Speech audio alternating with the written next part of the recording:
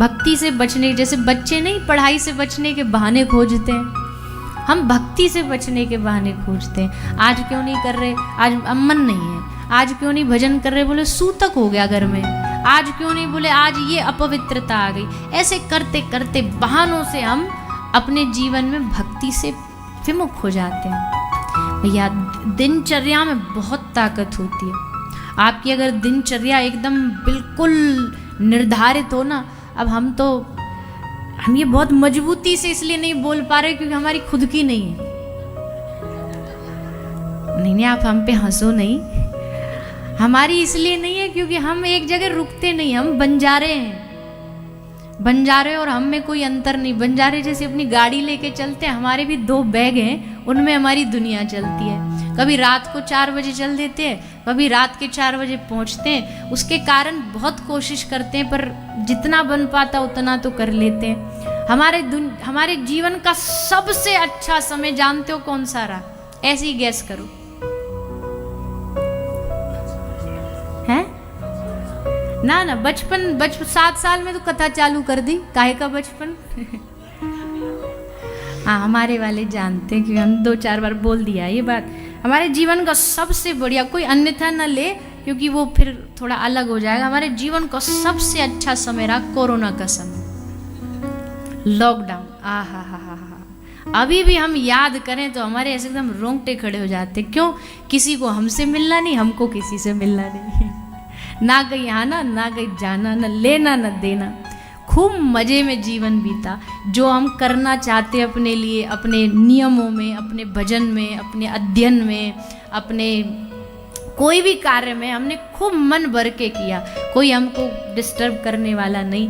अब हम भगवान से ये तो नहीं कह सकते कि दोबारा कोरोना दे दो, हमारी खोपड़ी मारेंगे लोग, पर इतना तो जरूर कहें ठाकुर जी कुछ ऐसा थोड़ा मोड़ा कर दो कि कुछ टाइम के लिए लॉकडाउन लग जाए, दुनिया का ना लगे, कम से कम हमारे घर के आसपास का कुछ ऐसा लग जाए कि ये घर से बाहर नहीं जा सकते। अब तभी लोग मानेंगे, नहीं तो।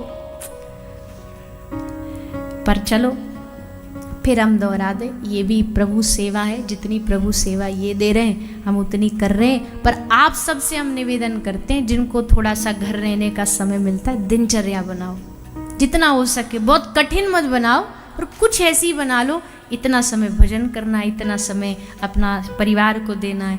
ऐसी निर्धारित दिनचर्या बना के चलो, बड़ी शक्ति है, नियम में बड़ी शक्ति है।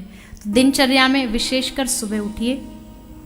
लोग कहते कराग्रे वसते लक्ष्मी, कर्म कांड कहता है हाथों का दर्शन करो, भक्ति मार्ग कहता है प्रभु का दर्शन करो। एक ही बात है, पृथ्वी माता को प्रणाम करो, घर में जो ठाकुर जी हैं उनके सामने जाओ, उनको जाकर के सुबह सुबह जगाओ। कुछ बढ़िया पदावली आती है तो वो गा के सुनाओ, और नहीं तो वैसे किसी भाव को कुछ भी महामंत्र गा के जगाओ।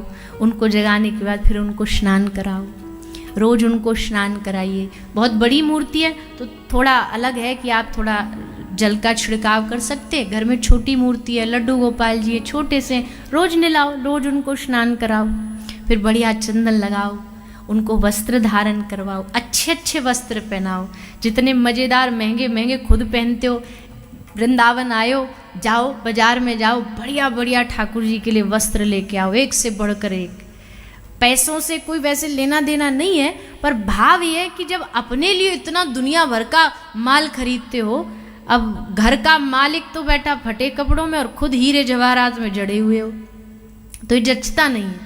मालिक मालिक जैसा होना चाहिए, उसके ठाट ऐसे होने चाहिए, घुसते ही आदमी बोलोगे आहा ये है असली मालिक तो घर का, ये बाकी सब तो दास हैं। तो बढ़िया श्रृंगार करो, वस्त्र धारण कराओ, श्रृंगार करो, फिर आरती करो, गुरु परंपरा गुरु आज्ञा अनुसार सेवा करो, भोग लगाओ, जो भी पा रहे हो घर का पहला ठाकुर जी को अर्पित करके। बिना भोग लगाए कभी भी कुछ भी नहीं पाना चाहिए। हम बार बार कहते हैं, कहीं भी रहो, कैसे भी रहो, जल भी पी रहे हो तो एक बार पहले भगवान को अर्पित करके फिर पियो, क्योंकि ये जल भी उनका दिया, अन्न भी, अग्नि भी, सब उनकी दिए। तो एक बार कम से कम परमिशन तो ले लो, जिसने दिया है उसकी आज्ञा तो ले लो। आज्ञा लेके भोग लगा के फिर अपने गृह कार्यों को करो, जो जॉब है, बिजनेस है, और शाम को एक बार फिर भगवान के सामने, दिन में हो सके नाम जाप करो, और संध्या को फिर एक बार ठाकुर जी को जाके प्रणाम निवेदन करो। ये नियम जरूर सब निभाना चाहिए। इससे दिनचर्या अच्छी होगी और भगवत भक्ति की ओर हमारा थोड़ा मन लगेगा।